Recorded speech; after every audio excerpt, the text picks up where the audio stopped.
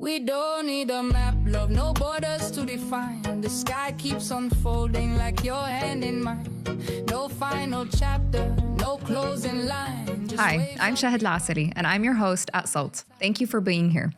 Today, with us, we have Dyma Abuoleim, founder of 200 Muslim Women Who Care, and she is standing among our 2026 TEDx University of South Florida speakers, offering an incredible look into what it means to rise with intention. Welcome, Dyma. Thank you, Shahd. Thank you for having me. You're so welcome. If titles did not exist, how would you introduce yourself? The first thing that comes to mind is a person of service, Mm-hmm. people's champion. I like to stand up for others, and wild horse. So what brought you to where you are today, where you grew up, things about your background, and also about 200 Muslim Women Who Care?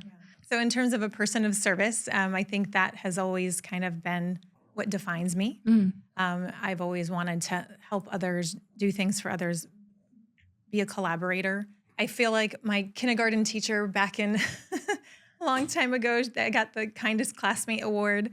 That also made me really, I think that was just such a pivotal moment.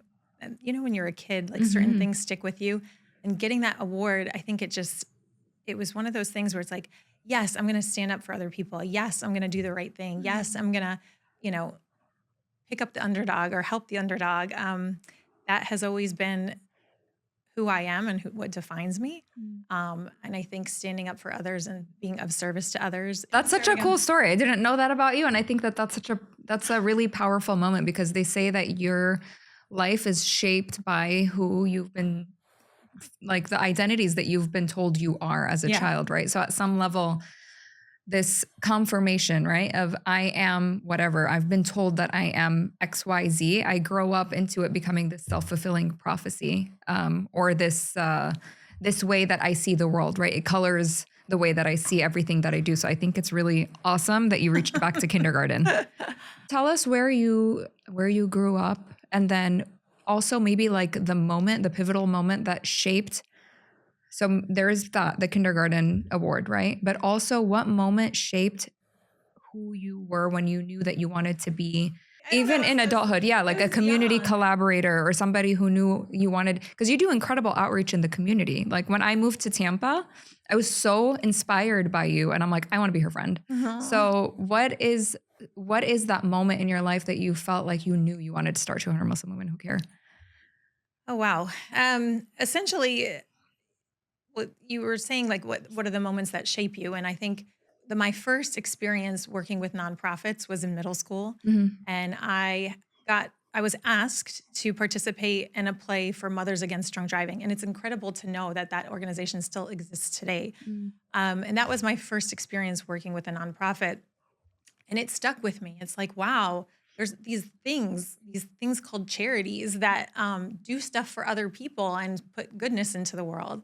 That kind of led me down a path of service and of leadership as well. I have been the class president every single year in high school. I had opportunities from teachers that tapped me to lead in different positions, and that kind of stuck with me as the person of service. And so it naturally led to just wanting to do more than just, the daily life routines of work and family. I think my experience really came with like founding 200 Muslim Women Who Care was back when my kids were all young. I was not working. I had 4 little ones. I felt like there was a gap in my life that is like, okay, I'm a mom, yes, but what else can I do? What else can I do? I didn't have really a lot of support in terms of, we didn't have family nearby, so my life was devoted to them. And then my kids attended a Montessori school at the time, and a mom came up to me and she was like, hey, there's this organization that was started in Michigan called 100 People Who Care. We're going to have our first meeting. Do you want to join? And she explained the idea of a giving circle concept. So that giving circle concept sounded so interesting to me. And I was like, oh, it's something of service. It's like she's asking to help. So of course I'm going to say yes. That's just kind of, hey, I have a problem with saying no. So anyways, the idea was there, and I became a part of it. I was a founding member of that organization. And for 6 years, I thought it was the coolest thing, where you get to hear about local nonprofits doing great work for the community. I'm like, wow, people need to understand, who are these angels among us? Like, who are these people? that are trying to make society better, Yeah. that are trying to do things for the benefit of each and every one of us. And uh, with that, I was like, in my head, it was always difficult to get enough members. A giving circle concept is very it's like everybody pulls their money together to give to a particular cause, right? So that was something that led me to be like, okay, well, we need enough members to be able to give more money. But there was always it was like South County of Hillsborough County. It was always all my network of friends were like about 45 minutes away, and it was hard for us to get the traction to get enough members.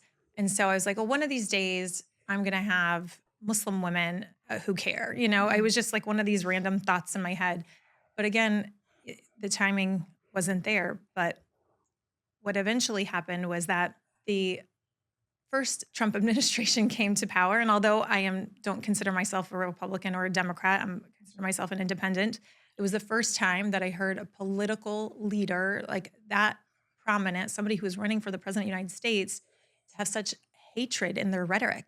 And it bothered me so much. And I was like, that kind of was the trajectory, or that was the push that I needed to act on my frustration and to say, you know what? I don't like what he's saying, and that's not true. Our Muslim community is wonderful. Our Muslim, women are very they're powerful. They can do great things, and that was the push that I needed to start my own organization and to That's amazing. I was just going to ask you what stereotypes about because our podcast is all about giving our voice back to us, right? And whatever community you are a part of, the goal is we need to represent ourselves and we need to tell our story ourselves. And so I feel like you pretty much said what you would have said if I asked the question, but if there's anything else that you want to add, what is a stereotype or a misconception about the Muslim community or about Muslim women that you felt like you were battling, that you were trying to change? I wasn't necessarily trying to change other people's perspective, because I feel like that comes from a weak identity place. Like this is not, especially after September 11th, people were like, Muslims are this, Muslims are that. And it's like, okay, do you even know a Muslim? Because the ones that I know are amazing. The people that I know are generous, they're kind, they're considerate. They want to be a good neighbor. And I had a beautiful experience even post September 11th of all of I was in college at the time that it happened. All my friends from high school, I'm the only Muslim kid that they knew, and they all reach out to me, make sure I was okay. Yeah. And so that just is a reflection of like, okay, if you know somebody, like you're not going to paint them with a broad brush. And so I felt like, well, if people can talk about us, it's because they don't know us. And what is our Muslim community doing? What is our responsibility? Our responsibility is to know our neighbors. Our responsibility is to live Islam out loud. And it's to act on the privileges that we have in this country and this society to really, again, be of ihsan, which is excellence in Islam, like to live your life like our religion teaches us. And then what everybody thinks is between them. That's their prerogative. It's not, but your responsibility is to follow what your belief system is. And our belief system is to be good. Regardless of what is happening in the world, it is our responsibility to act. And that's why one of my favorite hadiths, it's like a religious saying, is that even if there's a seedling in the palm of your hand and it's the last hour on the day of judgment, what are you supposed to do? You're still supposed to plant it.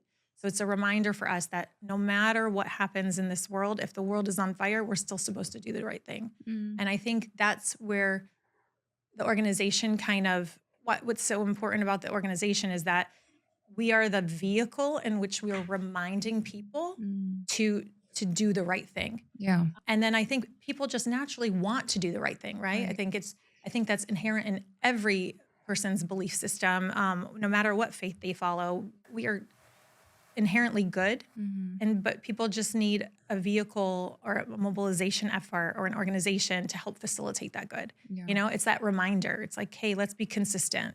You're part of something bigger than yourself. You can do more when you bring others to the table with you.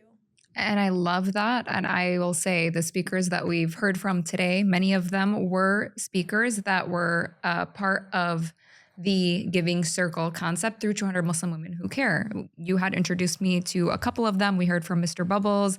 We're going to hear from a few others. And I think it's really fascinating the way that you have this gift, this talent where you bring people together and you uplift. Because when we uplift each other, like you said, it's not about changing misconceptions. Sometimes it is, but sometimes it is about doing that work when people see the incredible things that you do and they're like, wow, like this is amazing. The work she does is incredible. So I think there is something to be said about modeling the behavior and something to be said about living in that way. And you do it so beautifully. And I think I'm really grateful to have met you since I've moved here. I'd love to ask you, what do you think people or let me change that. If you could offer one sentence that you hope will outlive you and potentially could be your legacy, something you want to pass on to your kids, what would it be?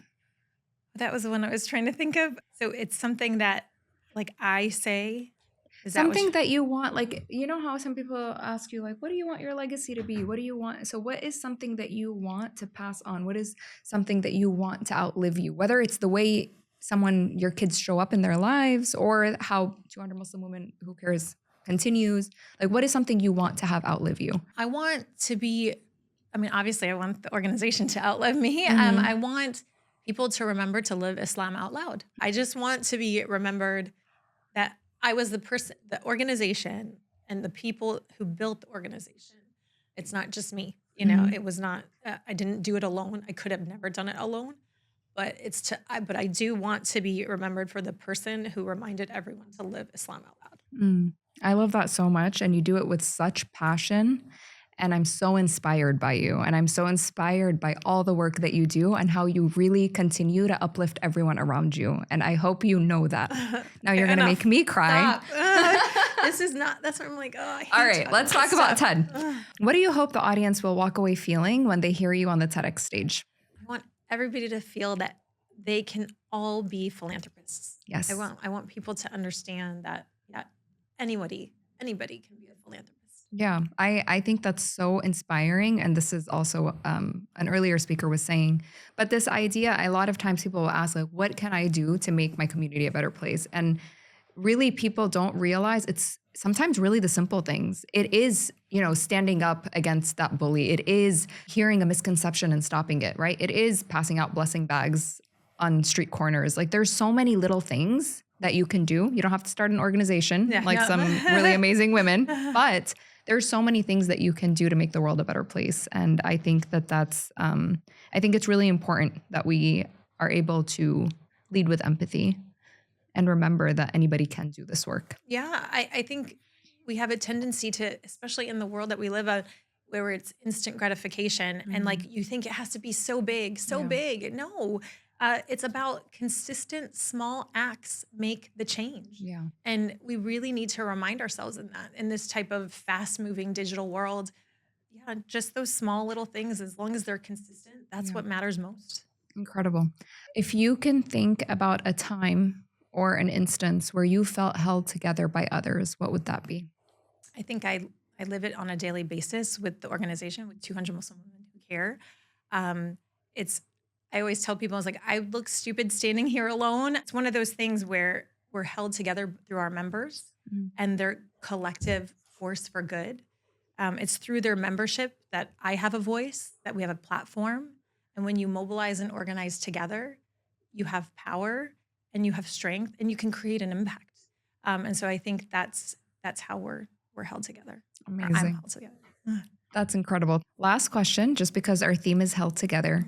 Can you recall a moment that you felt held together by your community, by your family, by your friends? Oh my gosh, I feel held together, honest to God, every single day. And I have over 300 members that keep me held together, keep me put together, and keep me moving. I feel like it is a responsibility. I can't quit. Every day that somebody continues to stay a member, we've had founding members since 2017. They're the ones who lift me up. They're the ones who remind me of our greater purpose. They're the ones, just by their sheer commitment, keeps me connected. The idea of that the women, our Muslim women in our community, and even some of our non-Muslim allies who are supporters, they held us together. We are a community, and our collective power Mhm. is what keeps us together. Yeah. Communities that heal together, stay together. Yes. I love that. Thank you so much for joining me, Dyma. I'm so excited about your talk in March, and I am really excited for our audience to experience you. Thank you for being here. Thank you. This love's an ageless horizon, no fences, no end, just light we ride on.